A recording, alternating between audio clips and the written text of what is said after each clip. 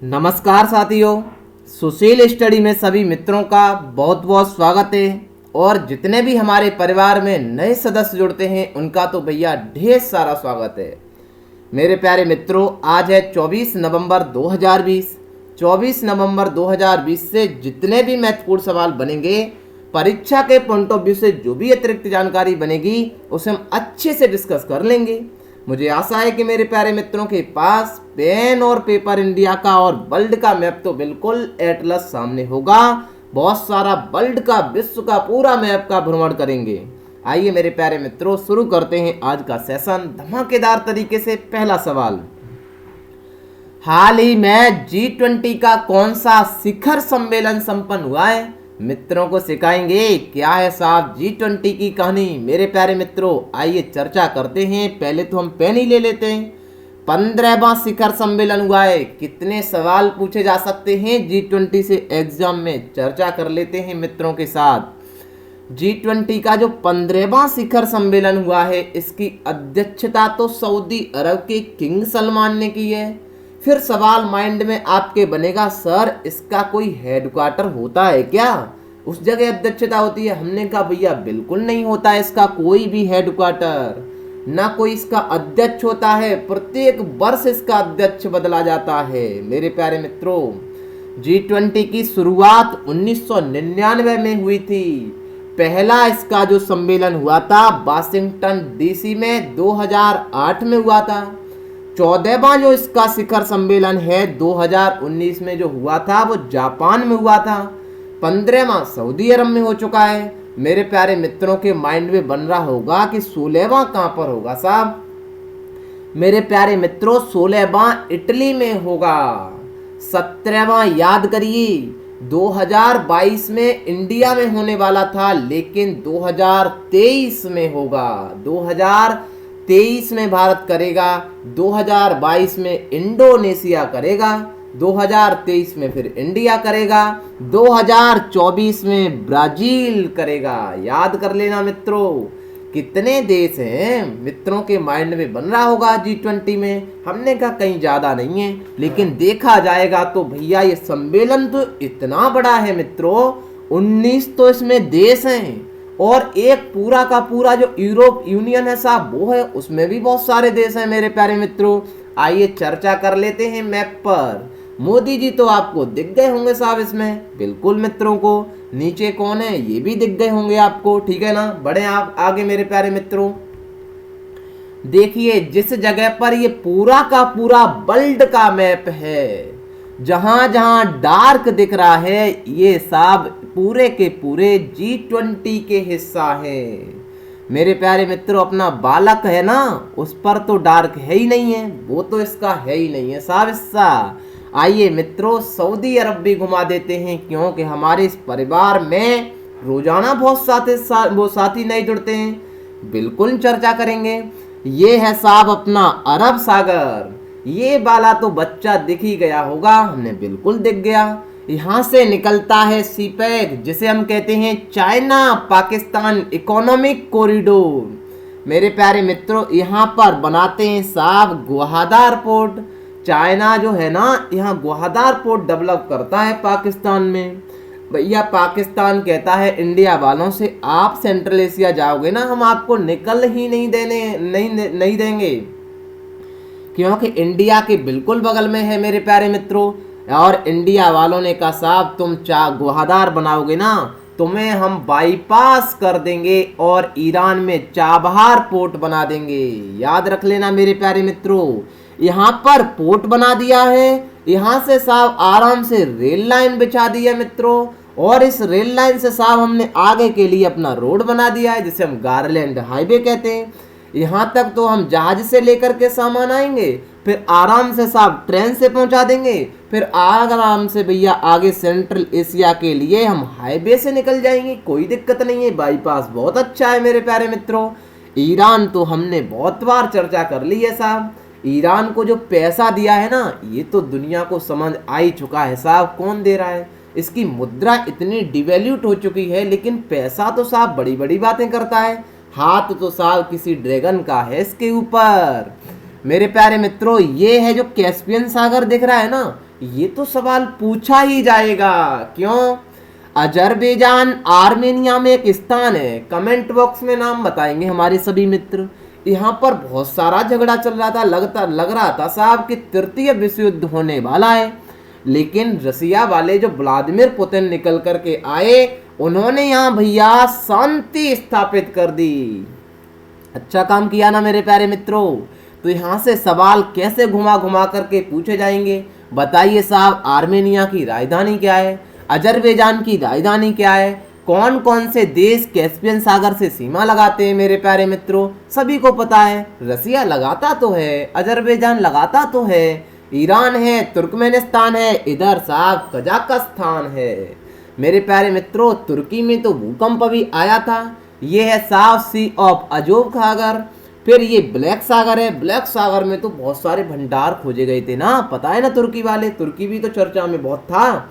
ये इराक है मेरे प्यारे मित्रों। ये है साहब जिसने अध्यक्षता की है G20 की, जिसे हम कहते हैं सऊदी अरब। इसकी राजधानी रियाद है। हेड इसके किंग सलमान है साहब, इन्होंने इसकी अध्यक्षता की है G20 की। याद रख लेना चाहिए मेरे प्यारे मित्रों। ये पर्शियन गल्फ है, सुना सुना तो लग रहा है पर्शियन गल्फ, जिसे हम भैया फारस की खाड़ी कहते हैं। कितने देश लगते हैं फारस की खाड़ी से मेरे प्यारे मित्रों? 8 देश लगते हैं।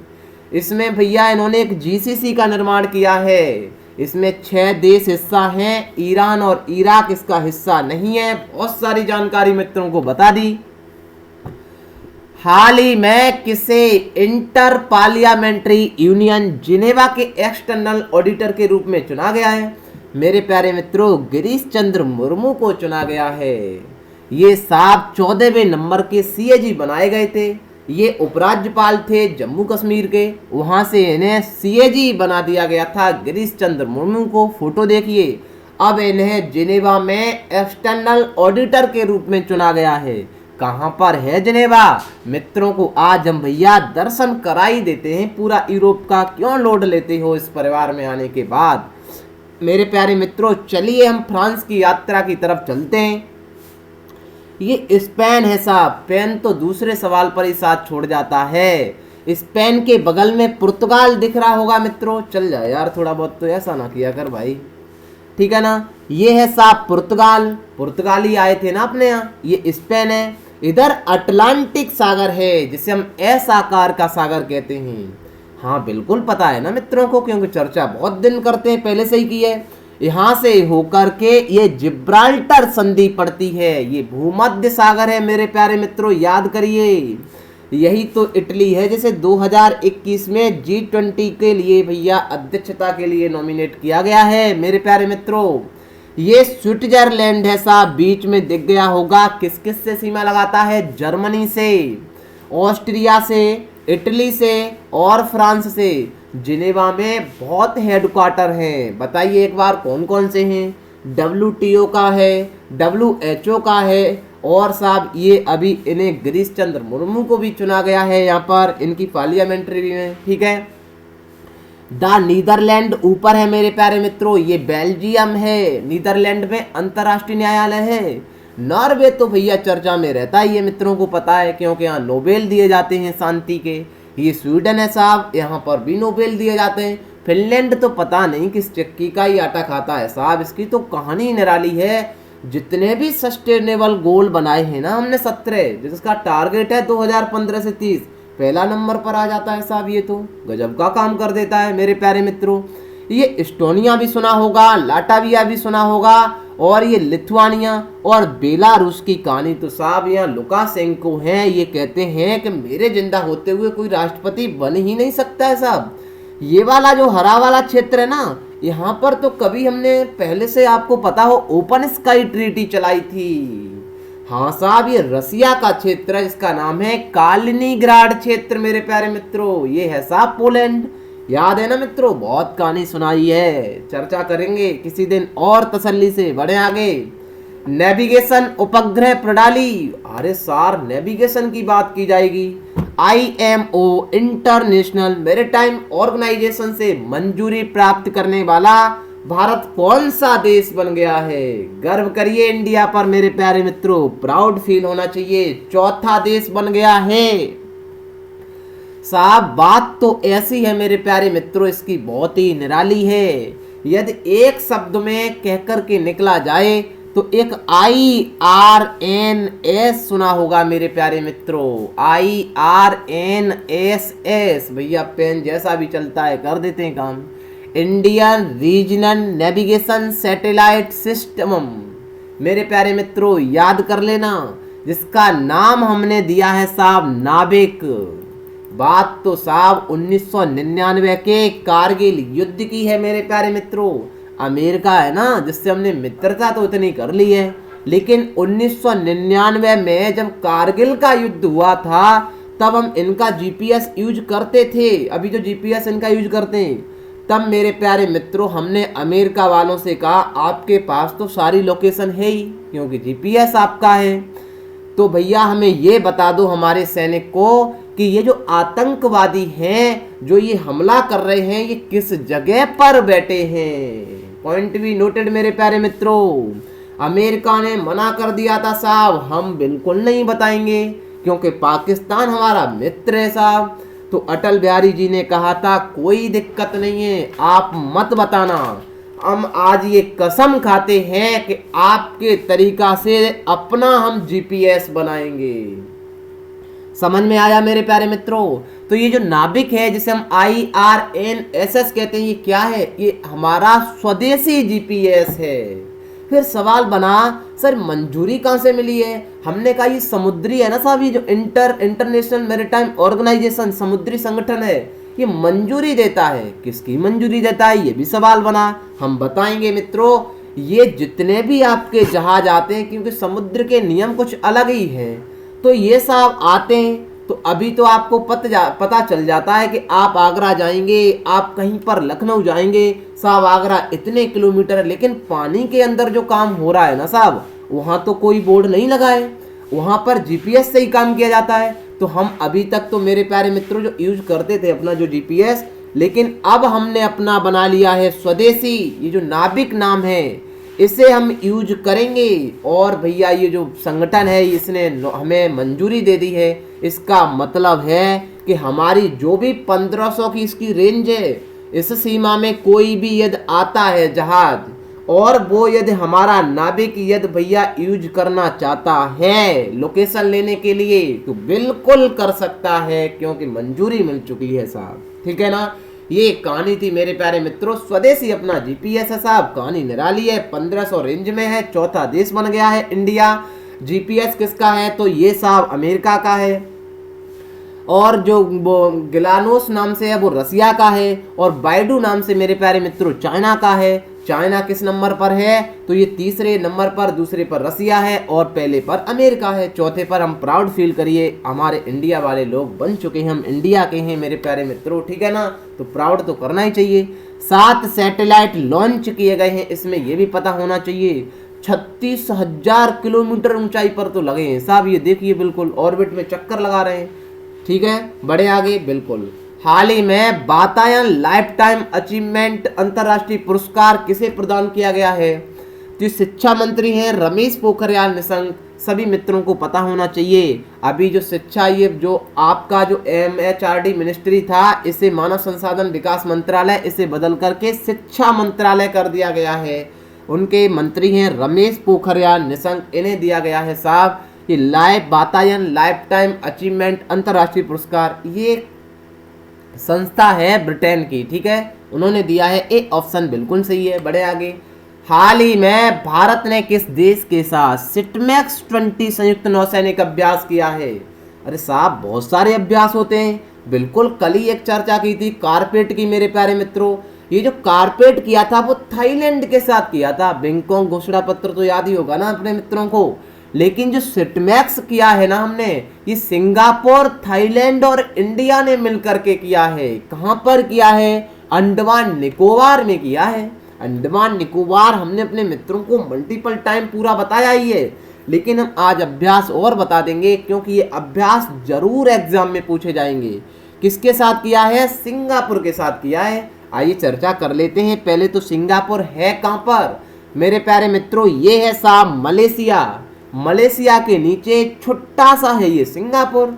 ये साहब जो आपको लाइन दिख रही है ना मित्रों, ये है मलक्का स्टेट, ये है अंडमान सी। इसी अंडमान सी से यदि हमें साउथ चाइना सी जाना है तो मलक्का स्टेट होते हुए आराम से भैया साउथ चाइना सी में एंट्री कर जाते हैं। ये है साहब थाईलैंड, बिल्कुल बैंकॉक, गल्फ ऑफ सियाम आपको याद होगा मित्रों, याद कर लेना, ठीक है ना। बहुत सारे नौसैनिक अभ्यास हैं, थल सेना वाले अभ्यास पहले पढ़ लीजिए। इंद्र रसिया के साथ, मैत्री थाईलैंड के साथ, सूर्य किरण भैया नेपाल के साथ, और हाथों में हाथ तो भैया हम चाइना से मिलाते हैं। हैंड और हैंड चीन के साथ, नोमेडिक एलिफेंट मंगोलिया के साथ, मित्र शक्ति लंका के साथ, सेलबैक्स भैया अमेरिका, युद्ध अभ्यास अमेरिका, वज्र प्रहार अमेरिका, संप्रति बांग्लादेश के साथ करते हैं मित्रों, याद कर लेना चाहिए, बहुत महत्वपूर्ण सवाल है ये। अजय योद्धा यूके के साथ, गरुड़ शक्ति, गरुड़ वरुड़ अलग अलग हैं, गरुड़ इंडोनेशिया के साथ करते हैं, ये थल सेना है। एक्विरेन मालदीव के साथ, चीन इंडिया, चीन के साथ, इम्बाक्स म्यांमार के साथ, बिनवेक्स वियतनाम, वियतनाम सुन करके तो लग रहा है ऐसा भी अभी आसियान समिट हुई थी, अल-नगा जिसकी अध्यक्षता वियतनाम ने की थी, अल-नगा ओमान के साथ, बोल्ड कुरुक्षेत्र सिंगापुर, प्रबल दोस्ती कजाकिस्तान, खान क्वेस्ट मंगोलिया के साथ करते हैं, बरोड फ्रांस के साथ नौसेना है, मालाबार अमेरिका। ये तो सवाल मित्रों छप ही गया है, स्टार लगा लीजिए इस पर तो, क्योंकि क्वाड कंट्री ने मिलकर के काम किया है। क्वाड कंट्री बोले तो 4 देश आते हैं, अमेरिका, जापान, भारत और Australia. सिलेक्स Sri Lanka Bharat, SIMBEX Singapore Bharat करते हैं, याद करिए सिम्बैक्स। मिलन तो बहुत सारे देश हैं, ओसेंडेक्स ऑस्ट्रेलिया, कोंकड यूकी, संयुक्त एजेंट जापान, जिमैक्स जापान, नसीमल बहार ओमान करता है, गरुड़ फ्रांस करता है, रेड फ्लैग अमेरिका, ये वायुसेना है, Cope India America, Indradhanush UK, सिंधेक्स सिंगापुर वायुसेना में, Eastern Bridge Oman, Siam India Thailand, Desert Eagle संयुक्त अरब अमीरात के साथ करते हैं। हाल ही में केंद्रीय जल शक्ति मंत्रालय ने समस्त भारत के कितने जिलों को स्वच्छता पुरस्कार 2020 से सम्मानित किया गया है मेरे प्यारे मित्रों। स्वच्छ भारत मिशन अभियान तो चल ही रहा है साहब, जिसका पहला चरण 2 अक्टूबर 2014 से शुरू होकर के 2 अक्टूबर 2019 तक चला था, और हमने एक सिक्किम को सबसे पहले स्वच्छ बताया भी था। लेकिन दूसरा चरण मेरे प्यारे मित्रों 4 मार्च 2020 से शुरू होकर के 5 वर्ष आगे चलेगा। स्वच्छ भारत मिशन, हमारा इंडिया स्वच्छ बनेगा। कितने जिले? 20 जिलों को दिया गया है। कौन है साहब? जल शक्ति मंत्रालय के मंत्री गजेंद्र सिंह शेखावत हैं मेरे प्यारे मित्रों, पता होना चाहिए। बढ़े आगे। हाल ही में नेशनल कैडेट कोर एनसीसी ने संविधान के मूल्यों के प्रति जागरूकता हेतु कौन सा अभियान शुरू किया है? आपको पता होगा मेरे प्यारे मित्रों, अभी जो ये घटना चल रही थी जो दिल्ली में, क्या चल रही थी? जो दिल्ली में जो आपको पराली होती है, पराली से जागरूकता के लिए एक कमेटी बनाई थी। कमेटी जब बनाई थी किसी के हेड में, तो वहाँ उनकी सहायता के लिए कि आप ये जाकर के देखिए, कमेटी वाले से कहा था, हेड से मेरे प्यारे मित्रों, तो उनसे कहा गया था कि आप जाकर के देखना है आपको कि कौन सा किसान खेत में पराली जलाता है। अब बहुत सारे मित्रों को तो पराली समझ में नहीं आ रहा, लेकिन हम बता दें, जो धान होता है उसे कटने के बाद जो धान बच जाता है ना, उसके जो कचड़ा, उसे हम मेरे प्यारे मित्रों जलाने पर पराली कहते हैं, ठीक है ना। उससे बहुत सारा प्रदूषण होता है। तो जब कमेटी में कहा गया था कि जाइए आप साहब, जब जाएंगे हेड लोग हैं वो के खेत में जाएंगे किसानों के पास, बताइए, सोचिए आप कि हाँ साहब ये जला रहे थे तब हम रिपोर्ट बनाएंगे, नहीं, मदद ली जाती है। तब ऐसे ही हमारे जवान जो एनसीसी के हैं साहब, उनसे मदद ली गई थी। अब संविधान के मूल्यों के प्रति हमें जागरूक करना है लोगों को। अभी कोरोना के प्रति जागरूक करना है तो एनसीसी को ले लीजिए भैया। किसी को काम करने के लिए मेरे प्यारे मित्रों एनसीसी के हमारे जवान सामने आते हैं। संविधान के लिए उन्होंने कदम उठाया है।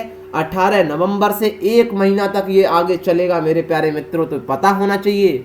एनसीसी की स्थापना संविधान दिवस युवा क्लब अभियान चलाएंगे ये लोग, बी ऑप्शन सही है। एनसीसी की जो स्थापना है कुंजूरू समिति के तहत 1948 एक्ट के तहत स्थापना की गई थी। 1948 के तहत कुंजूरू समिति, याद कर लेना मेरे प्यारे मित्रों, याद होना चाहिए। संविधान के बारे में भी कुछ भैया, 26 नवंबर को हम संविधान दिवस मनाते हैं मेरे प्यारे मित्रों। संविधान की पहली बैठक 9 दिसंबर 1946 को हुई थी, जब बैठक में कहा गया साहब हमारे देश का एक संविधान होना चाहिए। 26 नवंबर 1949 को हमारा संविधान बन करके तैयार हुआ था मेरे प्यारे मित्रों, याद होना चाहिए। सवाल यहाँ से घुमा घुमा करके पूछे जाते हैं। पहली बैठक 1946 में हुई थी, तब से 1949 तक हमारा संविधान बन करके तैयार हो गया था।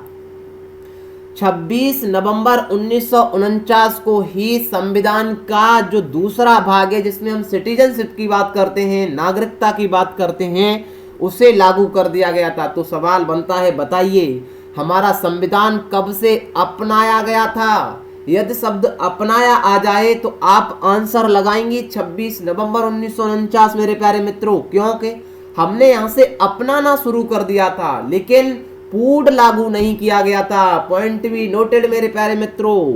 पूर्ण लागू कब किया गया था? तो 26 जनवरी 1950 को लागू किया गया था, याद रहना चाहिए। हम गणतंत्र दिवस मनाते हैं 26 जनवरी को, हमारा एक गढ़ पूरा बन चुका था। तो ये बात अतिरिक्त रूप से पता होना चाहिए। अपनाया कब गया? 1949 में, क्योंकि भैया भाग 2 लागू कर दिया गया था, थोड़ा तो अपना ही लिया था ना, लेकिन पूर्ण कब हुआ? 26 जनवरी को। ठीक है, बढ़े आगे। हाल ही में तरुण गोगोई है साहब, ओ की मात्रा और लगेगी, गोगोई का निधन हो गया। वह किस राज्य के पूर्व मुख्यमंत्री थे?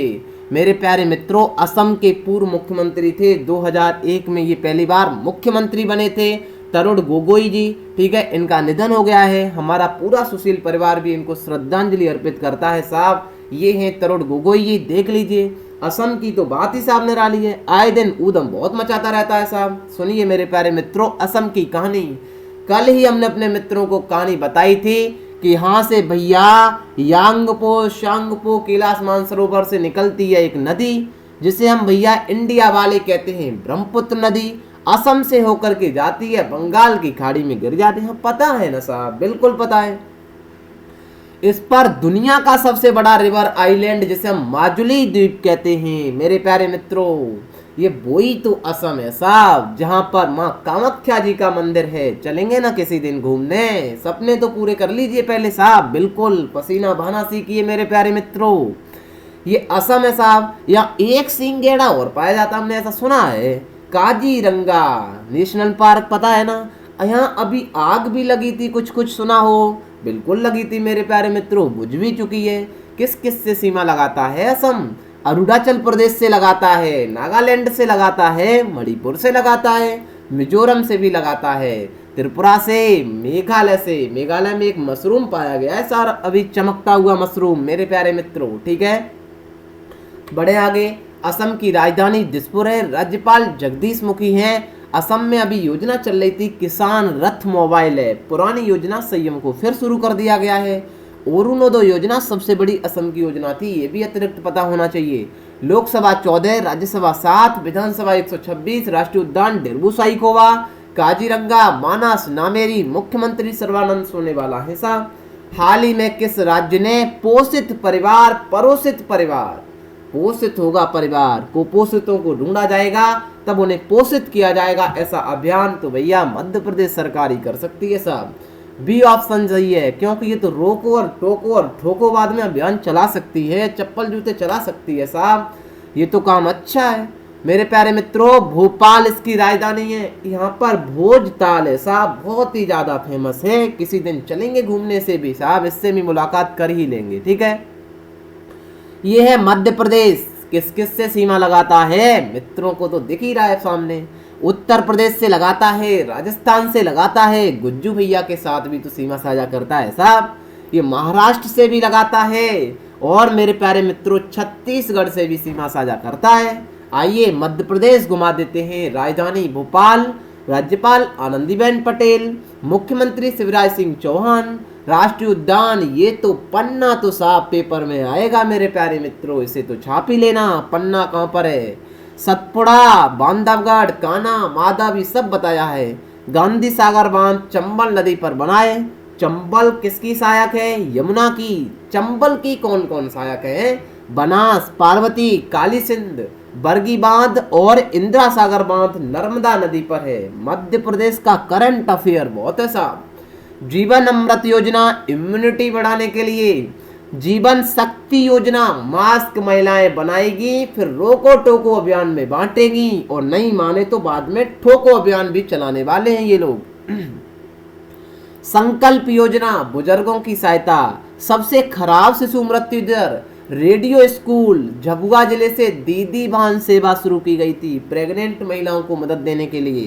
पुलिस के लिए करमवीर पुरस्कार दिया जाएगा। भारत का पहला राज्य जहां कोरोना के बाद मिड डे मील, चप्पल, जूता मध्य प्रदेश ने बांटे थे। मुख्यमंत्री जन कल्याण संबल योजना। किल कोरोना, हमारा घर हमारा विद्यालय, रोको टोको भैया, ये तो बहुत बार बताया है। जो जीवन शक्ति योजना के तहत मास्क बनेंगे वो यहाँ बांटे जाएंगे। हाल ही में एटीपी टेनिस टूर्नामेंट का खिताब किसने जीता है? मेरे प्यारे मित्रों, जितने आप ग्रैंड स्लैम प्रतियोगिता 4 पढ़ते हैं उसके बाद ये प्रतियोगिता होती है। बहुत फेमस प्रतियोगिता है एटीपी टेनिस टूर्नामेंट। इसका खिताब डेनियल मेदवेदेव ने जीता है। नाम तो टिपिकल है मित्रों, लेकिन याद कर लेना, बहुत ही महत्वपूर्ण सवाल है। डोमिनिक थियम को हरा करके जीता है साहब। फोटो देख लीजिए मेरे प्यारे मित्रों, ये है साहब कहानी इनकी, ठीक है ना। अतिरिक्त जानकारी तो संविधान चल ही रहा है। संविधान का भाग 3 मेरे प्यारे मित्रों, आर्टिकल 12 से लेकर के 35 तक फंडामेंटल राइट चल रहे हैं। पहले तो हम लोग सभी समान हैं, भाईचारे का काम विवेकानंद जी तो कहते थे। बहनों और भाइयों, समानता का अधिकार 14 से 18। जब हम समान हैं तो साहब फिर हम स्वतंत्र हैं, फ्रीडम है। 1922 तक है। शोषण फिर किया जाता है लोगों का साहब 2324। धार्मिक स्वतंत्रता का अधिकार 25 से 28। शिक्षा व संस्कृति का अधिकार 29 से 30। संवैधानिक उपचारों का अधिकार कहाँ कराएंगे डॉक्टरी इसकी? आर्टिकल 32 में कराएंगे। कल हमने अपने मित्रों को पढ़ाया था संविधान का अधिक समानता का अधिकार, राइट टू इक्वलिटी, अनुच्छेद 14 से 18। आज मित्रों को बताएंगे आर्टिकल 14, विधि के समक्ष समानता। ये कल ही बता दिया था, 2 तरीके से होती है। 15 में धर्म, मूल वंश, जाति, लिंग के स्थान पर कोई भेदभाव नहीं किया जाएगा। आर्टिकल 16 कहता है साहब सरकारी नौकरी में सबको समान अवसर दिया जाएगा। लेकिन मित्रों को यहाँ डाउट बहुत बड़ा क्लियर बना होगा, लेकिन ये डिटेल में 4 भैया आर्टिकल 16 में भी 16(1), 16(2), 16(3), 16(4 हैं। 16(4) में क्रीमी लेयर की बात की जाती है, मलाईदार परत जिसे हम कहते हैं। आर्टिकल 17 में अस्पृश्यता का अंत है, अनटचेबिलिटी का अंत है मेरे प्यारे मित्रों। अनुच्छेद 18 में उपाधियों का अंत है। इसी के तहत जितने भी भारत रत्न और ये पद्म पुरस्कार हैं ये दिए जाते हैं। आप बात करेंगे स्वतंत्रता का अधिकार 1922 तक। मेरे प्यारे मित्रों, अनुच्छेद 19 में बिल्कुल स्वतंत्रता है साहब। किस किस की है? अनुच्छेद 19 का कहता है कि भैया आपको बोलने की स्वतंत्रता है। किसी बोलने माध्यम से, अभिव्यक्ति का मतलब है किसी माध्यम से बोलना, मतलब मीडिया के माध्यम से अपनी आवाज रखना, यूट्यूब के माध्यम से अपनी आवाज रखना, किसी के माध्यम से अपनी आवाज रख सकते हैं। आप स्वतंत्र हैं। शांतिपूर्ण सम्मेलन करने की स्वतंत्रता है, आप बिल्कुल शांतिपूर्ण सम्मेलन कर सकते हैं। संघ बनाने की आपको स्वतंत्रता 19 गा देता है, 19(3) देता है। संघ बनाइए, कोई दिक्कत नहीं है। एक बात बताना मित्रों, पहले हम बोलेंगे ना, फिर हम भैया सम्मेलन करेंगे। जब हम सम्मेलन करेंगे तभी तो हम अपना संगठन बना पाएंगे, कितने लोग हमारे साथ रहेंगे। आप रिलेट करिए कैसे ये याद रहेगा। भारत के राज्य क्षेत्र में अबाध भ्रमण की स्वतंत्रता, ये बहुत महत्वपूर्ण है। आपको स्वतंत्रता तो दी गई है लेकिन घूमने की, इसका मतलब ये नहीं है साहब कि ये क्षेत्र आतंकवादी घोषित कर दिया है। आप कहेंगे हम तो स्वतंत्र हैं, हम तो जाएंगे साहब, कौन रोकेगा? नहीं साहब, फिर युक्ति युक्त प्रतिबंध लगा दिए जाएंगे। डिटेल में कभी जब आपको पॉलिटी पढ़ाई जाएगी तब बताया जाएगा मित्रों क्या होता है युक्ति युक्त प्रतिबंध मेरे प्यारे मित्रों, ठीक है ना। भारत के राज्य क्षेत्र में निवास करने की स्वतंत्रता, हाँ आप निवास करिए, कोई दिक्कत नहीं है।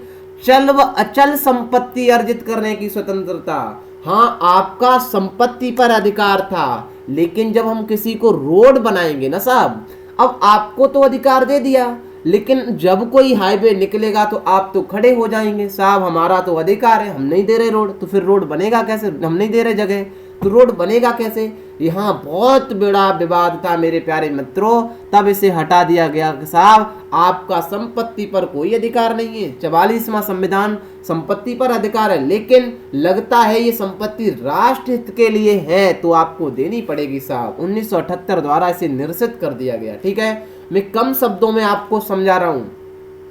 भारत के राज्य क्षेत्र में व्यापार करने की स्वतंत्रता है, हाँ करिए ना बिल्कुल। मध्य प्रदेश वाले यूपी में करिए, यूपी वाले राजस्थान में करिए, कौन रोकता है साहब, करिए आराम से, कोई दिक्कत नहीं है। अनुच्छेद 20 कहता है अपराधों के लिए दोष सिद्धि के संबंध में संरक्षण। भैया अपराध है तो आप दोष को सिद्ध करने के लिए संरक्षण दिए जाते हैं वो 20 में है। प्राण देहक स्वतंत्रता का, जीवन जीने का अधिकार है मेरे प्यारे मित्रों, आर्टिकल 21 में। यही तो तगड़ा काम है, हमें जीने की पूरी अधिकार है मेरे प्यारे मित्रों। खुश रहिए ना, एक बार देखिए मेरे प्यारे मित्रों, जीवन को जी करके। अनुच्छेद 21 क्या कहता है साहब, शिक्षा का अधिकार है। 6 से लेकर के 14 वर्ष के बच्चों का ये अधिकार है, इसी 21 का में दिया गया है जो 86वां संविधान संशोधन 2002। अनुच्छेद 22 कहता है कुछ दशाओं में गिरफ्तारी पर निरोध का कारण बताएंगे साहब, कैसे गिरफ्तारी की है डिटेल में चर्चा करेंगे मेरे प्यारे मित्रों। नवंबर के प्रमुख दिवस की बात करें, 1 नवंबर को आपको बताया ही है, 5 नवंबर को सुनामी दिवस, 7 नवंबर को कैंसर, 9 नवंबर को विधिक सेवा, 10 नवंबर को राष्ट्रीय विश्व विज्ञान दिवस, 11 नवंबर को राष्ट्रीय शिक्षा दिवस, 12 नवंबर को विश्व निमोनिया और राष्ट्रीय बच्चे दिवस, 13 नवंबर को राष्ट्रीय आयुर्वेद दिवस, 14 नवंबर को विश्व मधुमेह दिवस या बाल दिवस, और 16 नवंबर को राष्ट्रीय प्रेस दिवस, 17 नवंबर को राष्ट्रीय पत्रकारिता दिवस, 19 नवंबर को विश्व शौचालय दिवस, 20 नवंबर को अंतर्राष्ट्रीय बाल अधिकार दिवस, 21 नवंबर को विश्व मत्स्य पालन दिवस। पूरा का पूरा ज्ञान टेलीग्राम पर मेरे प्यारे मित्र शेयर करते हैं। मेरे प्यारे मित्रों, में आपके लिए कितनी मेहनत करता हूं तो थोड़ा इतना तो काम बनता ही है कि सेशन को एक बार प्लीज दम लगा करके शेयर कर दें। प्यारे प्यारे कमेंट, मोटिवेशन तो हमारा भी बढ़ाना चाहिए। हमारे पास भी तो बहुत सारा काम होगा साहब, समस्याएं तो हमारे पास भी होंगी, लेकिन नहीं, अपने परिवार का प्यार है तो आगे जरूर बढ़ेंगे साहब, बिल्कुल बढ़ेंगे मेरे प्यारे मित्रों। मिलेंगे कल 6 बजे, तब तक के लिए bye bye, till then take care, see you, जय हिंद, जय भारत।